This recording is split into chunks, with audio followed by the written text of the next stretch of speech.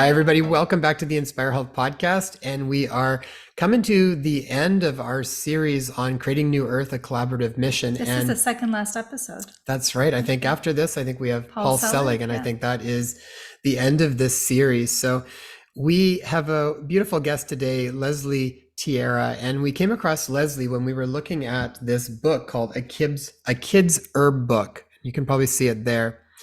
And as many of you that have been following us, we've done lots of this stuff with our kids over the past couple of years, particularly since we've been in Vancouver Island, because it's just, we're so teeming with nature everywhere.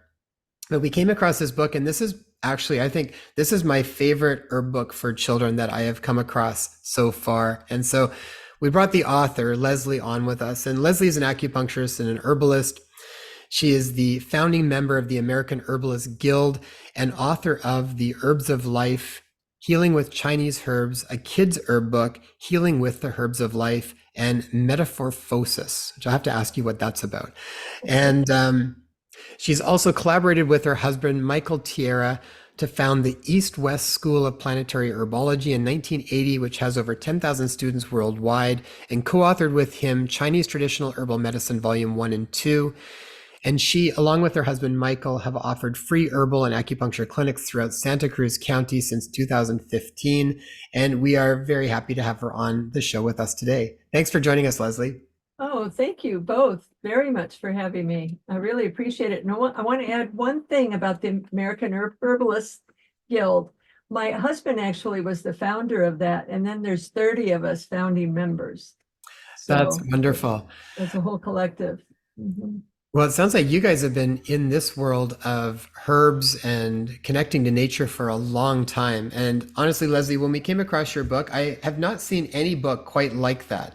And when we'll maybe read some passages of it as we go through here, but I absolutely love the way that you really integrated all of the different senses throughout each herb. It's like each plant you would take, and you gave a lot of great information around even what that plant was used for, but it has this beautiful way of tying in music with it and a story with it and practical exercises for the kids to engage in. So I would love to dive into some of that with you, but what was your inspiration to writing a book specifically for kids around plants and herbs and nature?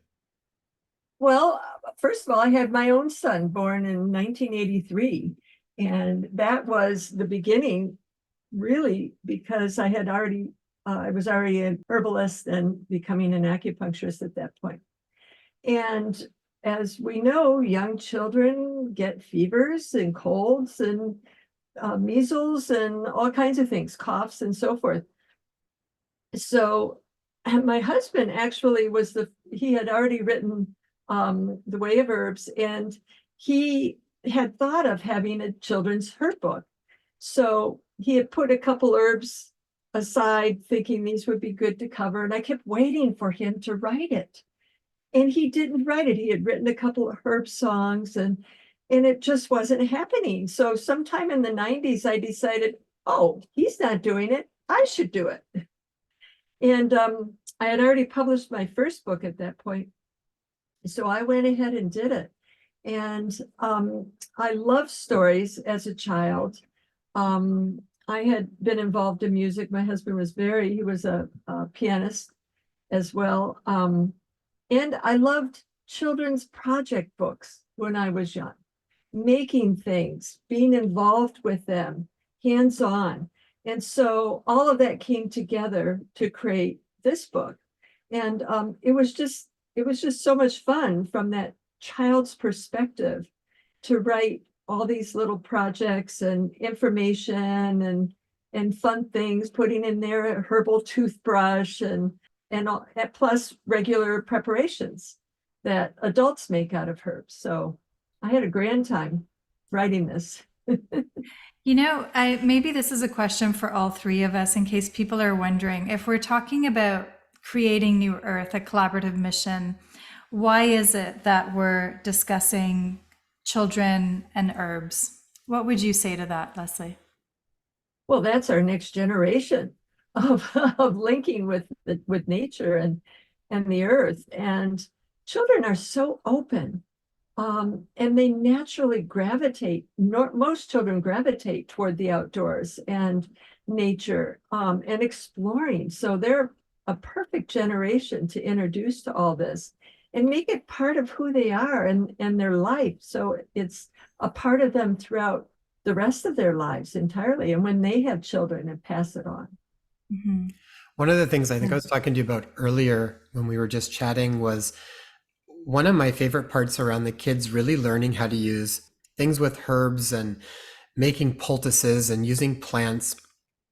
I love that from early on they really see how powerful the body is to heal and that it has this natural ability to heal. And if you know how to support it, and nature can support pretty much everything.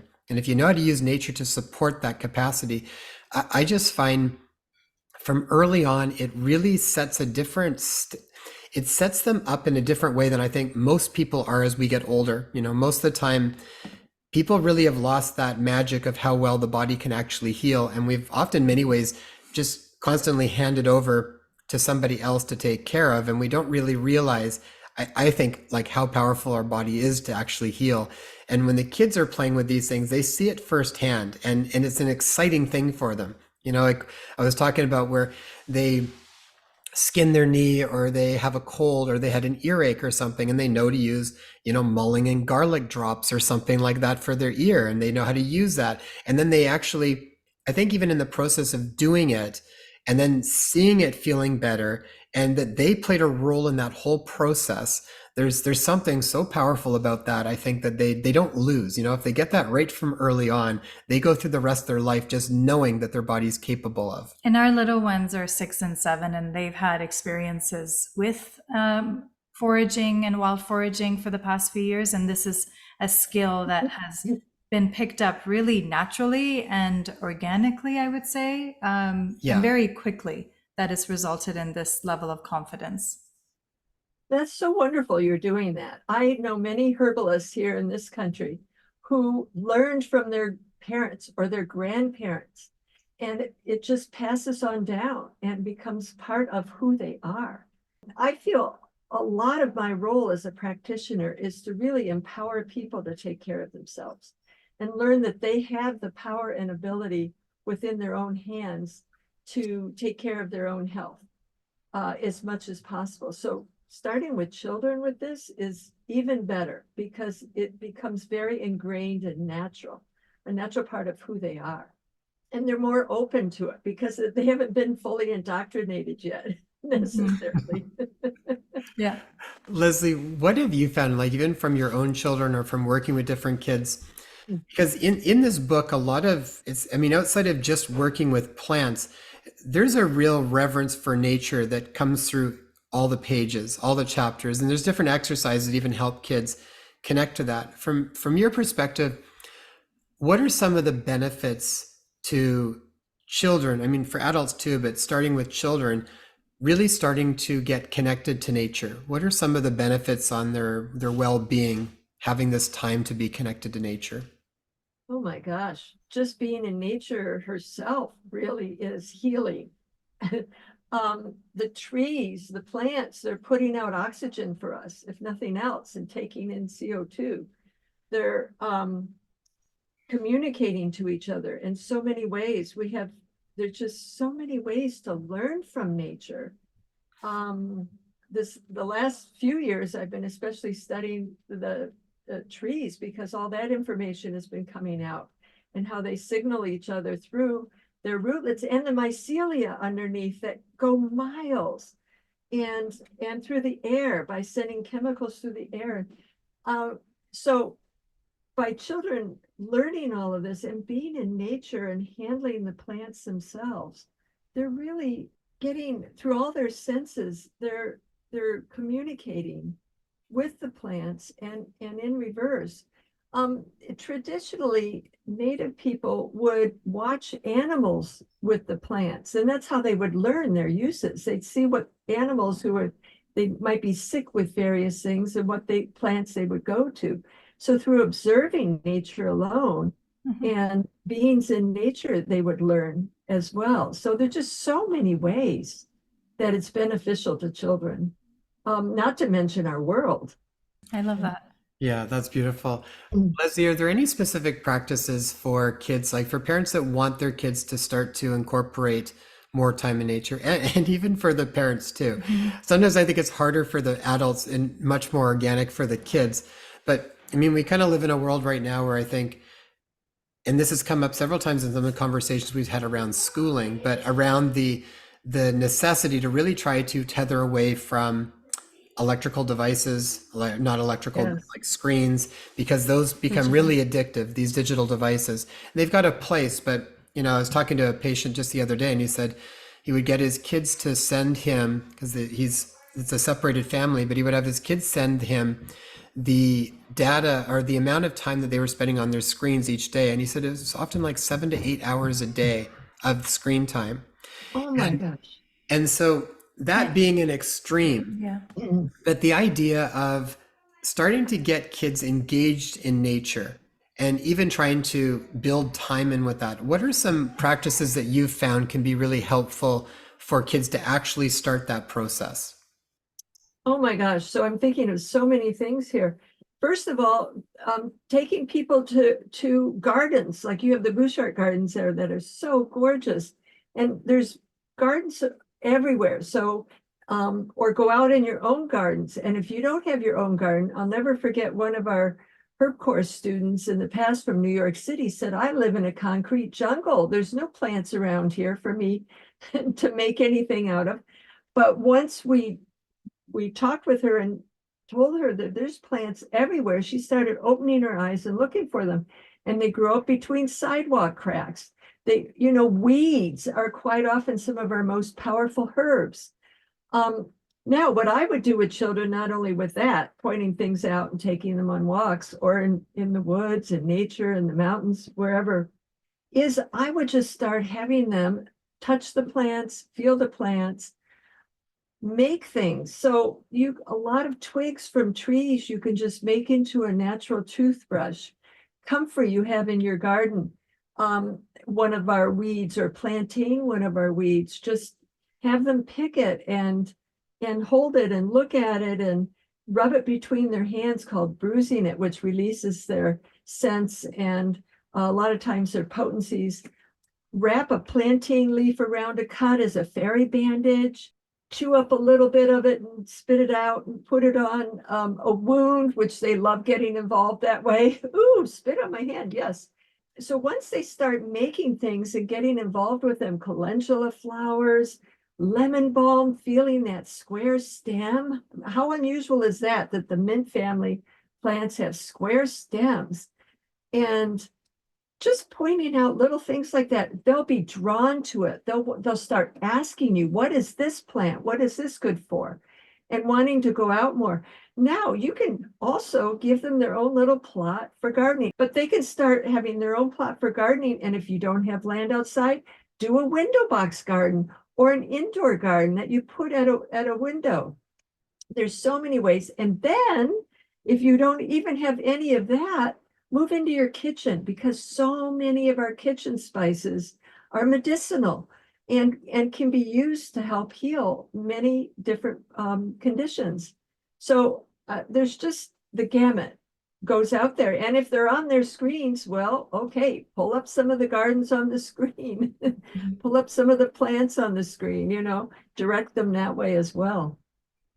It's interesting because, as you know, we're in Canada on the West Coast, and there's been lots of bills passed, especially this past year or last year in 2023, that is trying to make natural supplements and herbs less Accessible. less accessible to people. So I think this is really important for not only children, but your book I really enjoyed. And I'm in my 40s, and I'm going through it and I'm like, oh, I would love to even know these musical notes so I can so I can put a I, melody to these I'm gonna pull words. my guitar back out because I haven't had it for a while, but I'm like, these are actually You've inspired us in these are so many really easy ways. ones to play, and I think I could make that do with my guitar now too. So I got to take Cool. that out. That'll be a fun thing to practice with the girls. But it's such an Yes. important way to actually know the different ways in which we can take care of ourselves with such simple plants that are growing all around us. And you're right. And these weeds have been called weeds, but they're so valuable in our ability to be able to assist us in healing. And nature reminds us of our own innate nature, which is quite powerful. And Well, like you were saying, True. because we would have lemon balm and the kids would do that exactly that. They would take it and then they'd smell it and then they'd want everybody to smell it because it was so fragrant. Mhm. And I love the idea of them actually getting engaged in making things because they will do that. Like I'll find the kids will just automatically start doing something like that if you just leave them to their own in the garden. They start picking things and all of a sudden, I think one day they were making like another nest with a bunch of different stuff for the chickens, or doing Oh, something else. So they just start building stuff with whatever they've got on hand. well, yep. this is the part of the thing too where kids, if they say I'm bored, and my son, my 19-year-old son who's here right now, he often says, "Mom, I'm bored. There's nothing to do here." And I say, "That's great. You're going to tap into your creative juices and you're going to do amazing things now." But it's like there's nothing to be afraid of or apprehensive about when kids do get bored because they'll oftentimes get into things that they wouldn't have otherwise. So it's great to even give them that space to allow for the creativity to come through, Mm, which is what you were speaking of, just leaving the That's back right. in the backyard. yeah. Teach them guitar. Yeah, Right. exactly. Yeah. Teach myself guitar again first, but well, and even when you were talking about the bills and making it hard to get access to stuff, this is what you'll also find is that you can grow often pretty easily. I mean, some of these weed-like plants, like something like lemon balm, which is like We a love wonderful, lemon it's one of balm, our favorite herbs. It's used for pages of different things. I mean, it's got such a versatile plant. such as, Yes. give a few examples. Well, whether you want to use it for cold and flus or whether you want to use it for calming the nervous system down, I mean, it's got such a wide array of different uses for it, and it That's right. smells so good and it grows so easily. It's so Yes. generous. It's Yeah. they're such Very generous generous. plants. So these are all ones that people can grow pretty easily on your own and have access to your own home pharmacy right there. That's totally true. And some of them might even be in your lawns, like dandelions that Yep. people angrily pull out, and the dandelion root helps clear anger in the Yeah. Right. body. Yeah, absolutely. We were playing with, we had a lot of milk thistle around here too. So we were actually pulling off, drying them, and then getting all the seeds out. Mind you, I found that was a lot of work compared It's to a lot some of other work. plants. And we should But caution people about comfrey because comfrey easily spreads everywhere. So plant it in maybe a container, confine it somehow. comfrey's awesome. I love comfrey because even just for gardening, it's great for all of the plants and everything as well. So we've got the comfrey kind of mulched up to put on the garden, but also, We planted them right beside all of the fruit trees that we have as well. Yes, wonderful. yeah, and it's such a great herb for abrasions and skin issues and stuff like that topically. It's such a powerful plant. You can almost watch the skin grow. It works so fast. It's amazing. Yeah, I'm astounded by it. And a lot of times people think you need to have like this strong pharmaceutical remedy, and I'm astounded still. And I've been doing it for over 20 years now, but it's like I'm still astounded at how well a lot of these just plain medicinal plants work. I agree with you. I'm still astounded by them. Mhm. Yeah. And I have an herbal medicine kit in the book for children. They can make their own medicine kit. But I still always travel with a couple herbs, and echinacea is one that I always have on me because of its multiple uses. Can you speak to us a little bit more about, people might not know some of the medicinal uses? Can you just give a few examples of your favorite uses for echinacea? Oh, sure. because of the commercialization of herbs, which I am really happy about because people didn't know what they were used for. Echinacea has become known as a cold and flu herb, but that is its minor use. Echinacea is an incredible, if you will say, natural antibiotic, but it really is antibacterial and in a very strong way. It's great for inflammations and infections, for cleansing the blood. And then, of course, you can use it for colds and flus if you want, for earaches, for sore throats, you name it, fevers. I'll never forget once when my son came home from college, he had a little red wound on the inside of his ankle and the red line going up, which, as you know, is blood poisoning. Yeah. And you don't want that to go up because it will go into the heart. So I put an echinacea poultice. I didn't do a poultice. I actually did echinacea tincture on a ball of cotton and taped that on the red wound. And then I rubbed some of the tincture on the whole line. And within, oh my gosh, what we checked it maybe a half hour later or so, and that red line was going down, and the pain was going away. And I'd say within an hour or two, it was completely gone. Mm-hmm. It's so effective. So that's my number one herb of choice to travel with because there's just so many important uses and effective uses right away. And I probably haven't even named them all. It's just what's quick off the top of my head. And out of curiosity for people, again, who have never done this before, as far as the echinacea plant, what parts of it would you use in order to... The the root, root. Okay. yeah, the root. And it's very readily available in tincture form. It's easy to make yourself, but it's so easy to buy that I would probably just obtain the tincture for the average person who's not making things. Get the tincture and have it on hand. If you have any kind of infection or inflammation, if you're treating it externally, you can squirt it on. Oh my gosh, I'm thinking about one time I used to always use plantain for stings and bites. And one time I was traveling, I'm at a fruit stand and I got a bee sting. And I couldn't find any plantain there, but I had my echinacea with me. So I put it on some cotton, taped it right on the sting, and immediately took the sting away because it draws out the poison, it draws out pus, and it clears the infection. But you want to also take it internally at the same time. And herbs like this, you need to take frequently. You don't just take it once. If you're really dealing with a fever or a more major condition, you want to take it every hour until the symptoms subside, and then you reduce your frequency of it. Thank you. And of course, for children, you're taking less. But did I answer your question? I'm just jumping off into other. Yes. Yeah, yes, yeah, you did. that jumped into Ignatia. I'm curious for you and just the experience that you've had, what would be some of your top herbs and maybe either herbs or tinctures or supplements that you would want to have on hand that would be a good rule of thumb for probably most people that can cover some of the basics that they're going to come across for themselves or for their kids? What do you like to have on hand? What would be your top? Well, the next thing I have is a salve. I always have a salve on hand. And the salve typically has comfrey, plantain, chickweed, which is really great for itching. Might have some yarrow in it, calendula. And so the salve is really good for skin irritations, rashes, itches, bites, stings, small wounds, cuts, so forth and so on. Highly useful. I'll have that in my kit. As a swimmer, I would frequently get ear infections. So I would have some mullein eardrops, maybe mullein and garlic.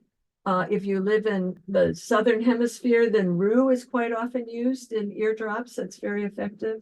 Or I would make my own swimmer's eardrops with equal parts white vinegar and rubbing alcohol, which is really effective. So right after you get out of the water, you put the drops in, and it prevents any infections from setting in. What else would I have in my medicine kit? Elder syrup, so good for coughs. Antiviral, really effective for that and sore throats and lung conditions in general.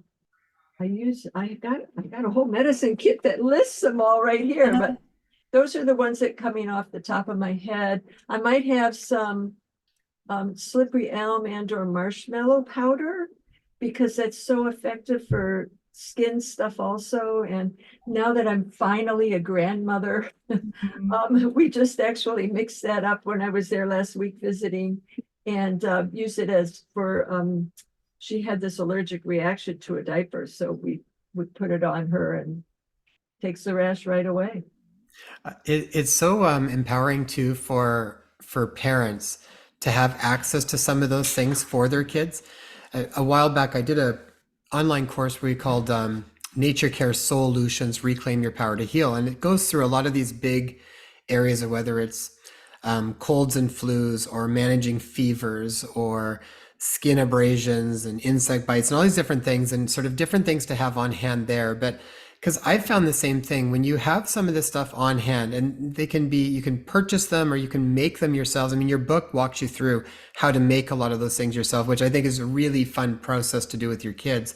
Mhm. But when you have it on hand, as a parent, particularly when you've got young kids, and when you have something on hand that you know how to use right away at the time, there's something around that that I think is really, really empowering for the parents. And there's a bond that takes place between the parents and the kids because you're able to step into this role of being their primary caretaker in many Mhm. ways. And you can use so many things in nature, natural supplements and natural ways of working with these common ailments that they come across. And if you get on those, I've just found personally, and I've seen this across decades of working with people, that if you do that early on, you often mitigate things enough that you don't have to move to a lot of more aggressive pharmaceuticals. It's nice to know that they're there if you need them, but much of the time, if you can get on it, you just find that you don't end up having to go there. And as an extension of that, I also find that when you are able to show up with confidence and the know-how to be able to how to take care of Mhm. your young ones will know that you've got their back, but they'll also develop the confidence to do that for others really quickly. Yeah. And themselves. It's like Mhm. that confidence ignites their natural healing ability that they know they're cared for, they're safe, everything's okay, and that things are being taken care of. And I just find it speeds up even their recovery time. Oh, yes, absolutely. I've seen that too. And they, as you're saying, it empowers them not only to know and realize their parents can help take care of them, but that they can take care of themselves. Mhm. So as they start going out and if they get a cut, they go for plantain and grab it and take care of the cut and or comfrey or whatever. Um, and you were talking about fevers. One of the herbs I would add to that I sometimes do add to my medicine kit right now, it's not in the book, is bone set, because bone set is a really powerful herb for fevers, particularly high fevers. It's nasty tasting. So that's the only thing to be aware of. I would follow it up with maybe some elder syrup afterwards. But there's so many great children's herbs for fevers, but when you start getting into more severe conditions, that is one I would absolutely include. That's great to know. Yeah, I know like sometimes we can use lemon balm can be used gently for fevers too to support that process and other Yep. herbs. But yeah, that's a great one. And I love the elder syrup. I mean, the kids love it. We actually got a few big bags we picked of elderberry this summer, but I think we ended up with too many worms in it, so we're not There were able to too actually many make worms the in that syrup one. from it. They So like it too. They know its benefits. Yeah. yeah. I think it was picked a little bit too late. I feel like as soon as you pick them a little bit later, then the bugs hear the alarm bells of like pick me now, and they're at it much faster than we are. I Anyway, think so you're right. I think you're next right. So year, next year. So there's one other one I would recommend, and that is a calming syrup for children. You can make it with actually not a syrup. I'd make a glycerite instead of a tincture, so children under 2 can take it. It actually is a formula my husband developed and put out with Planetary Herbals called Calm Child, but you can make your own, and it would be with chamomile, lemon balm, um, a little licorice, those are the two main herbs I'm thinking about right now. There'd be more you could put in there. Those three for sure. You could even add a little calcium and magnesium to it if you wanted, but chamomile and lemon balm are both really good for restlessness and fussiness and teething, for melancholy. It actually, especially lemon balm is a great herb for melancholy when a child is just feeling down and depressed. So let's say you take their screens away, give them lemon balm and chamomile. And then, of course, they both help digestion. They're both, fight colds and flus. And then there's other things that children are wanting. They're visiting with other friends who maybe are not involved in herbs or natural remedies, and they're having sodas or pops around. And you can help make them their own ginger ale at home, or their own other drinks like that are good substitutes. So Yeah. Well, that's the thing. A lot of these ones taste pretty good too. I mean, some herbs can be yes. not so great tasting, but a lot of them can be pretty yummy. I mean, lemon balm, we would often have lemon balm and mint and these different ones growing in the garden. And lemon balm, I mean, I love it because it's such a robust herb. Like it grows so easily and it tastes so good. And we'd do a big pot of it, and then you could have that as like your own iced tea, add some honey to it if you want, and then they just drink that. We were even just talking the other day that I think we noticed that everybody was really in this really zen kind of state for a chunk of time. And I'm like, what were we doing? And it was like, we were Every day. boiling a big batch of lemon balm tea pretty much daily. And we were just having like a cup of it kind of throughout the day because we had so much of it. And it was just, we were making our own sort of teas. So, And all it is, I mean, for anybody who hasn't done that before, you just chop it from the stem and you give it a wash if you want to and throw it in the pot and add some water and there's your tea in about 10 minutes. And we actually leave it brewing all day, and then refill the water so you can use it numerous times and you'll know what taste you appreciate from it. But it's really easy. You can't mess it up.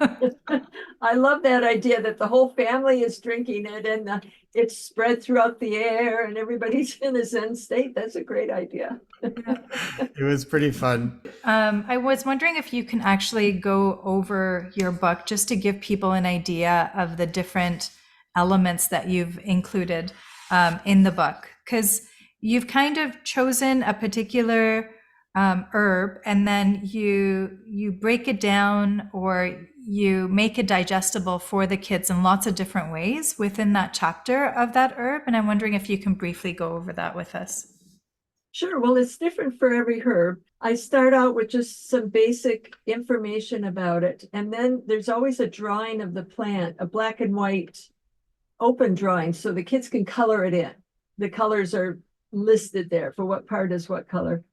And then I have a box that tells you what part of the plant is used, the energy of the herb, which we haven't even talked about yet. So if it's cooling or warming or neutral in energy, the typical uses for that herb and preparations that are normally used for that herb and so forth is given. And then if there are any historical tidbits about how the herb was used throughout history, I include a little information of that throughout the chapter. There's always a preparation, at least one preparation, or tend to be multiple ones for each herb, including steams, including baths and washes and poultices and syrups and tinctures and oils and so forth. I usually have an exercise or two in there. It could be an exercise of, become the plant. Just imagine yourself getting very small and you're sitting on the plant, and how do you feel? Or, tuning into the herb in some way or other, or other exercises with it. I mentioned the toothbrush, going out and or maybe getting a licorice stick and using that as a toothbrush. And then there's a story for every herb, and there's a song for, I believe, most all of them. And there's 17 herbs covered. I have 16 major ones, and then toward the end, my husband said, "Oh, you've got to have cayenne in there." So I put it in with the spices. And I'm glad now, especially that I did that, because I don't know about in Canada, but certainly in the States, until about 20 years ago, spicy food or foods with chili were really relegated to Mexican foods, but now chili's in everything. It's hard to get away from it in a way. Um, so that gives a little more background to that. So that's how I outline each herb. And then the whole book includes more than that. I talk a little bit about the history of herbs and as I mentioned earlier, Native Americans watching animals, especially bear, and seeing what bear did to heal and ate and so forth. And then there's a book on gardens, making gardens in various ways. There's a chapter on the first aid kit, as we mentioned, having a tea party. So how do you cook with herbs? How, you know what, you can put flowers. You can cook with flowers and just your squash blossoms.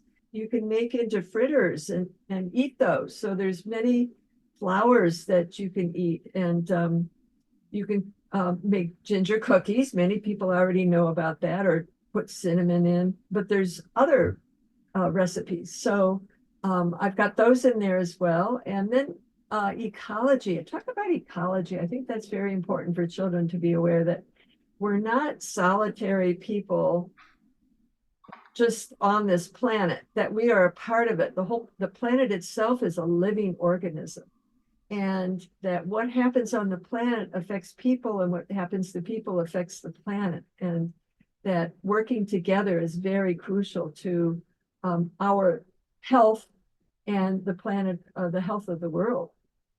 So and then a lot of appendices, what herbs do what, and if if you've got a cold or a flu or indigestion or bowel problems or stomach ache or whatever, what herbs in the book to go to.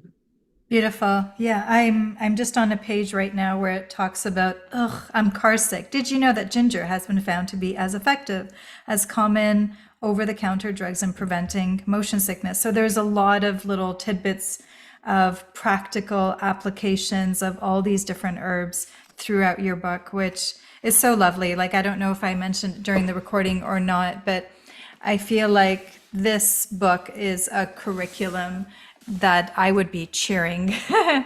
We were just speaking recently with Andrew Freeman, who is the co-founder of Coherence Education, and he's doing a great job in bringing different types of information and generally actually supporting children better in being able to bring out their innate enthusiasm about life and learning to the forefront. And I feel like your book is so great too, because oftentimes, we've had different subjects such as math, science, history, biology, what have you. But I feel like if you're looking at nature, all those different segmented ways of bringing information to children can be brought to children in such a different way that is well-rounded and actually much more engaging than we've previously delegated courses in the past. I agree with you. I mean, you can learn so much just going in the garden. You can learn math by, counting all the parts and seeing how each plant family is arranged differently. You can learn history. You can learn geology, biology. I mean, you could, just like you said, you can use the whole nature as your teacher for all these subjects. And that was a lot of what was behind Rudolf Steiner's teachings in the Waldorf system is learning all these subjects through one immersion like that. Yeah, Right. absolutely.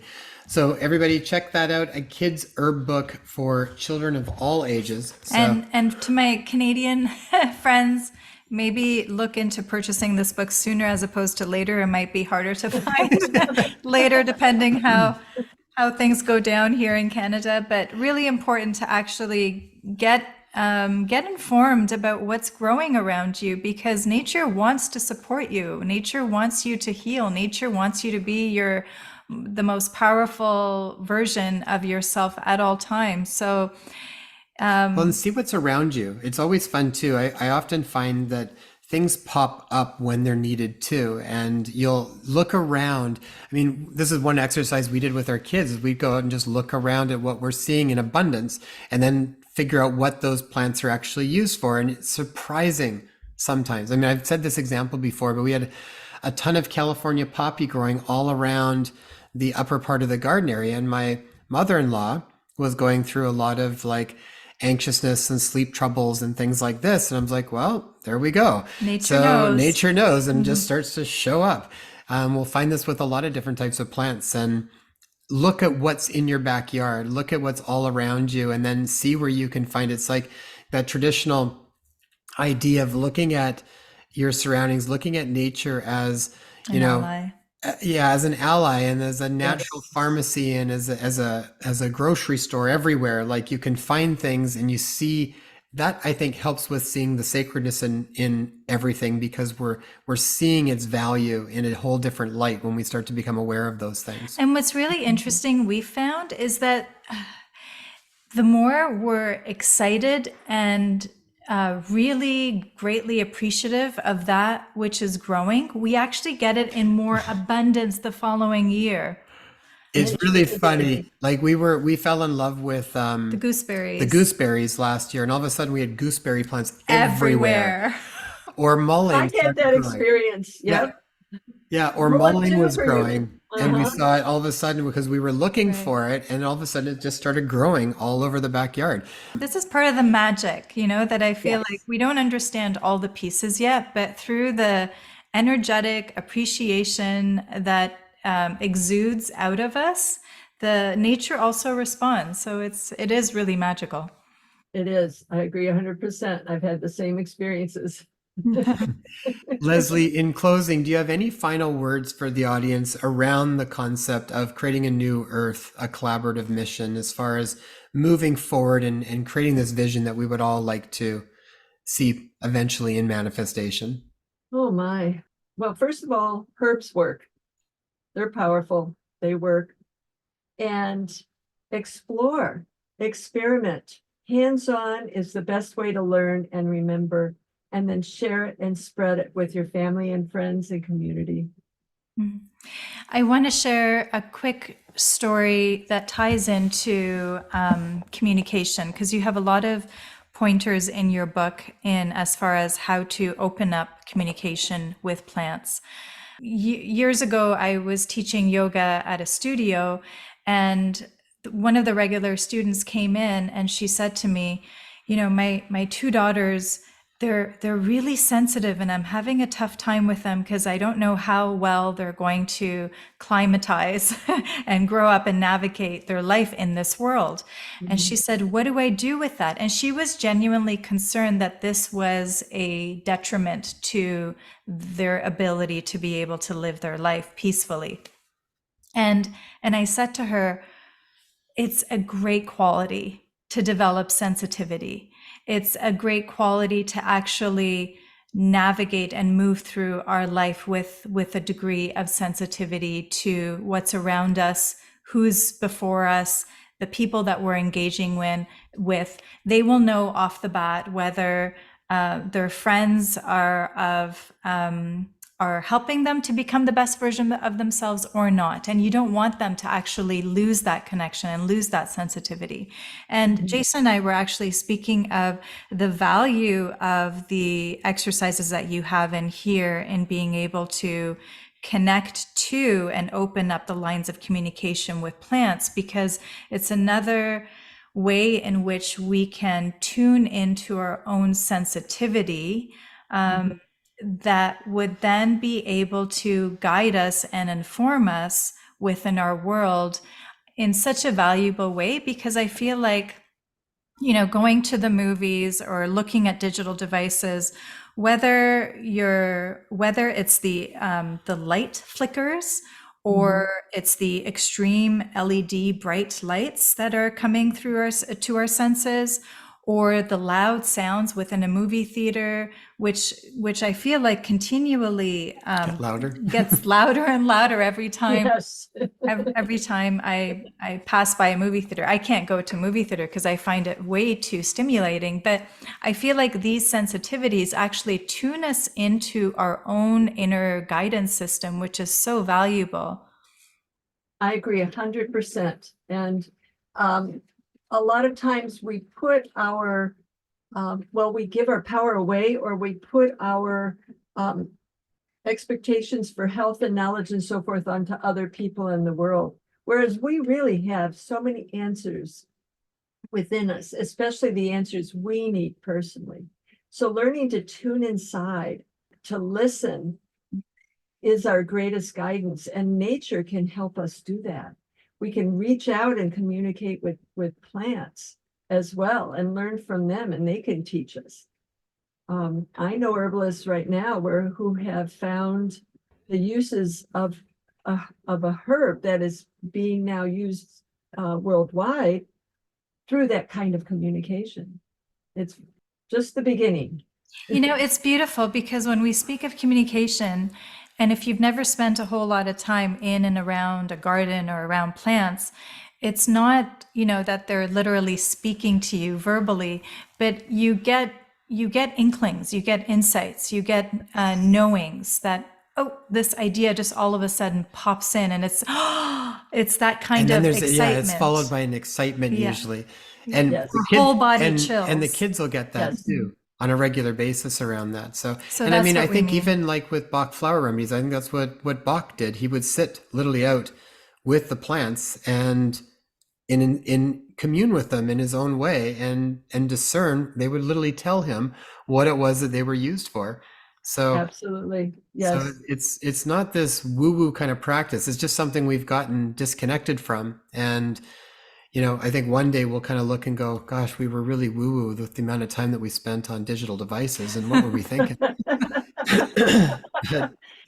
Well, and children especially are naturally in that space until they are closed off by a lot of people who said, oh, that's woo-woo, that's not true, or that, don't listen to yourself kind of thing. So if you allow children to naturally develop, they have that and can keep that throughout their lives. And one more point too is what we've been hearing since we're speaking about kids. What we've been hearing consistently for the past few years is not only through your patients, but also through the communication we've had with various people who are even, like Andrew Freeman, who are now creating different ways of educating children, is that digital devices are not useful for children. So if you're able to avoid it, and most of us are, you have to possibly rearrange your life, and it's worth it because if you introduce digital devices to them, all it does is sedate them. So if they're hyper and they're wanting to be engaged in different ways or interacting in different ways, and their need is not being met, and you're passing on the digital device to them, know that you're sedating them for the period that they're on the digital device. And when you do take that device away, it's not that they're happier when they're on it, it's that their nervous system is then wired to be stimulated in such a heightened way that the digital device will suffice, and that's creating an addiction. So we've had people reach out to the clinic saying, I introduced the digital device to my child as soon as they were born, like really early on. And now they're 3 years old. And now we've learned of the detrimental effects of having her be on digital devices. And we're seeing all these behavioral issues come up. Can you help us? We understand that this has been the cause of it. Now we need to figure out how to get her off of it. And we've had an autistic child come and visit us recently who doesn't spend a whole lot of time outdoors and is mostly inside with a digital device. And there's lots of, again, behavior issues. And of course there would be. So we What's spent a lot of time outdoors again in nature with animals, and they were a completely different person, that the parents were actually shocked that it's possible for kids to, well, they had actually never seen the child display such calm behavior and actually receptive to communication through even eye contact. That was new for them. They hadn't experienced that for a long time with this particular child. So please know the detrimental effects of having kids on digital devices. That's why we're bringing, Lesley, to you with this wonderful book. There are different ways to be able to engage with your children that are much more fruitful, that are much more empowering. And you're engaging.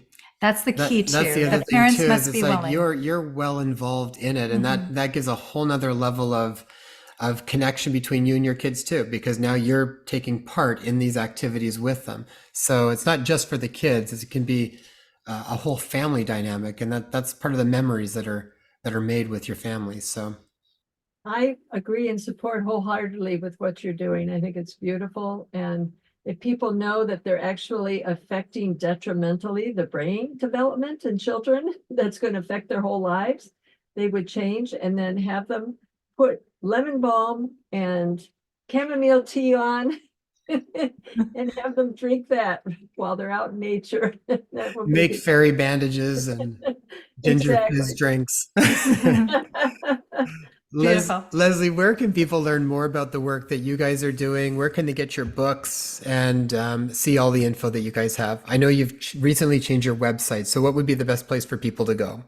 Well, our books are all online now, and I mean, they're all available online, so they're easy to obtain that way, or in bookstores. Our herb course actually has a new home and a new person overseeing it. So the new website is herb-whisperer.com. And anybody who gets a kid's herb book, the last page has a link to a kid's herb course where they can actually take some quizzes, get some cards that they can download and print, and a certificate at the end.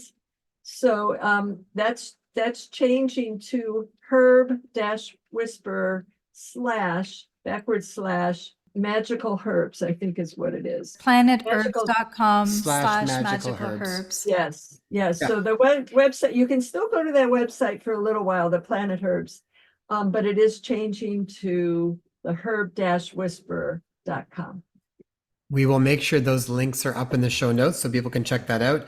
But a really wonderful book that we've had a lot of fun with and our kids are enjoying, and definitely well worth checking out. So if you're interested in this stuff, that's a good place to start. And parents, we'd love to hear back from you. We'd love to hear feedback as to what you've tried and what the results have been with you and your kids. Yeah, so and keep us posted. new stuff that you guys Yeah. are even getting inspired to do. That stuff's all really important to share with everybody else, so we can kind of build the community out with more ideas.